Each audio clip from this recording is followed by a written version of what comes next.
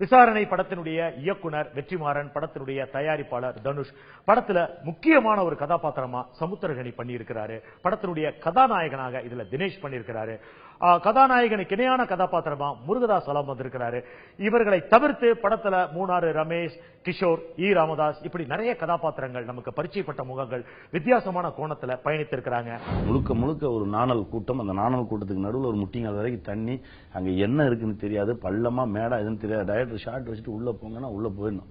ஆனா டைரக்டரும் இது வரைக்கும் ஆஃப் ஷாட்ஸ் போட்டு உள்ள நிக்கிறாரு, கேமராமேன் உள்ள நிக்கிறாரு, ஸ்டெடிகம் ஆபரேட்டர் உள்ள நிக்கிறாரு. ஒரு திடீர்னு பார்த்தா பெரிய அட்டை, அது கடிச்சு பிளட் எடுத்துட்டு இருக்கு, அதை எடுக்க முடியல. இருங்க வெயிட் பண்ணுங்க, அதுவா குடிச்சிட்டு போயிடும் அப்படின்னு சொல்லி ஸ்டெடிகம் ஆபரேட்டர் நான் பிடிச்சிட்டு நிக்கிறேன். இப்படி இருந்த ஒரு சூழல், நாங்க எவ்வளவு கலையை நேசிக்கிறோம் அப்படின்றதால மட்டுமே தான் அந்த 16 நாள் படப்பிடிப்புல எங்க யாருக்குமே ஒண்ணுமே ஆகல.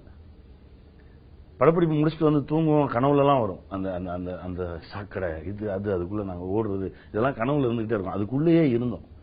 அதுக்கு கிடைத்த ஒரு சரியான அங்கீகாரம் தான் நான் நினைக்கிறேன் இந்த பாக்ஸ் ஆபீஸ்ல நம்பர் 1 வந்து. சமீபத்தில் ஊடகங்களால் மிகவும் பெரிதாக பாராட்டப்பட்ட, ஊடகங்களுடைய முழு அட்டென்ஷனை எடுத்துக்கொண்ட ஒரு படம் விசாரணை அப்படின்னு நம்மளால ஈஸியா சொல்ல முடியும். சோசியல் மீடியால இருக்க எல்லாருமே ரொம்ப சமூக அக்கறையோடு பார்த்த ஒரு படம் விசாரணை. முதல் 3 நாள் அவங்களுக்கு தெரியல, ஒரு எக்ஸைட்மெண்ட்ல ஒரு படம் பண்றோம் அப்படின்ற ஒரு எக்ஸைட்மெண்ட்ல இருக்காங்க. 4வது நாள் பார்த்தா அந்த லட்டி எல்லாமே டம்மி லட்டி தான் நாங்க வச்சிருந்தது. ஆனா அந்த பசங்க 4 பேரும் நடிச்ச 4 பேரும் அந்த டம்மி லட்டி அங்கிருந்து அந்த போலீஸா நடிக்கிறவங்க கையில எடுத்தாங்கன்னா இவங்களுக்கு உடம்பெல்லாம் நடுங்கும். அவ்வளவு உக்கிரமான சீன்ஸ், நிஜமாவே அடிச்சே ஆகணும், அப்பதான் அது வரும்ன்ற ஒரு நிலை. அவ்வளவு பயம் இருக்கும். அதுல குறிப்பா ஒரு சீன் இருக்கு, பண மட்டையில அடிக்கிற மாதிரியான ஒரு காட்சி. அந்த சீன் பண்ணும்போது தினேஷுக்கு அந்த உடம்புல அது பட்டு, அது கேன்வாஸ்ல இருந்தது, கேன்வாஸ் அண்ட் தெர்மோகூல்ல இருந்தது. அடிச்சு அவர் ஸ்கின் அப்படி ஓபன் ஆயிடுச்சு. எல்லாருக்கும் பதட்டம், லைட் போயிட்டு இருக்கு, எங்களுக்கு என்ன பண்றதே தெரியல. இப்ப நானும் சுப்பிரமணிய சிவாவும் தான் எடுத்துட்டு இருந்தோம்.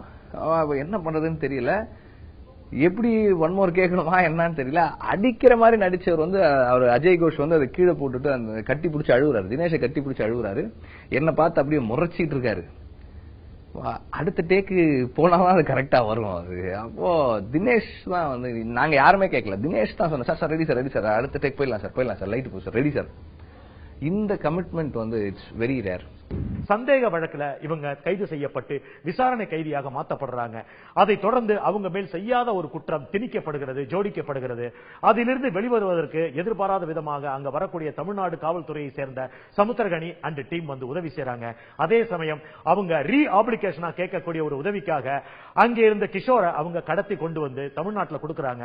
கொடுத்ததோட மட்டும் இல்லாம சமுத்திரகனி இருக்கக்கூடிய அந்த காவல் நிலையத்தை சுத்தப்படுத்துறாங்க ஆயுத பூஜைக்காக. அப்படி சுத்தப்படுத்தும் பொழுது அங்க இருக்க உயர் அதிகாரிகள் கடுமையான விசாரணை மேற்கொண்டதனால மரணம் அடையக்கூடிய கிஷோரின் பிணத்தை அப்புறப்படுத்தும் ரகசியத்தை தெரிந்து கொள்றாங்க. இந்த விஷயம் வெளியில போயிடக்கூடாதுங்கிறதுக்காக அந்த என்டையர் டீம் இவங்களை எப்படி என்கவுண்டர் பண்றாங்க அப்படிங்கறத நெஞ்சு பதபதைக்க சொல்லியிருக்க கூடிய ஒரு படம் தான் விசாரணை.